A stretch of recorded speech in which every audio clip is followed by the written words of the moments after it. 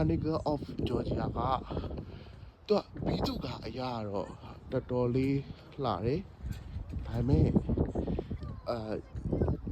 တမိုင်းဝင်တော့မဟုတ်ဘူးเนาะဆိုအိုးနှစ်ပေါင်းများစွာတွေကဒါတွေရှိခဲ့တယ်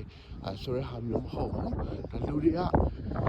သူတို့ရဲ့တမိုင်းမှာဒါတွေရှိခဲ့တယ်ဆိုတော့ပြန်ပြီးတော့ဖန်တီးထားတဲ့အခါမျိုးဖြစ်တယ်ပေါ့နော်ဆိုတော့ဘာဖြစ်ပါဒါလေးကတော်တော်လေးလှတယ်ကြည့်လို့ကောင်းတယ်ဒီနေရာမှာတော့ဒါပဲရှိတယ်ဘေးမှာတော့ Caucasian တောင်တန်းနေ Chronicle မှာဘာတွေရှိလဲကျွန်တော်အထက်ကိုတစ်ချက်ဝင်ကြည့်မယ်အဓိကတော့ဗျာသူတို့ဖန်တီးထားတာပေါ့သူတို့ဖန်တီးထားတဲ့အရာတွေရှိမယ်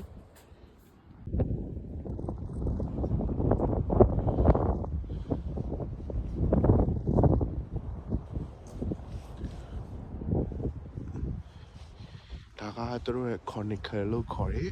နေရာဒါပေမဲ့ဒီနေရာတွေကရှေးဟောင်းအဲ့လိုမျိုးတမိုင်းတွေပါတယ်လို့မဟုတ်ဘူးသူတို့ကလွန်ခဲ့တဲ့အနှစ်20လောက်မှာဒီနေရာကြီးကိုစနစ်တကျပေါ့နော်သူတို့နိုင်ငံရဲ့တမိုင်းတွေကိုစနစ်တကျပြန်ပြီးတော့ပုံဖော်ထားတာပေါ့နော်ဆိုတော့ရှေ့ဘာသာ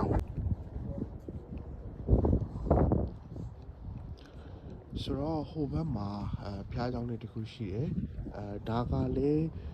တမိုင်းဝင်အဲ့လိုမျိုးခန်းခန်းနာနာနှစ်ရာချီကြတဲ့ဟာတော့မဟုတ်ဘူး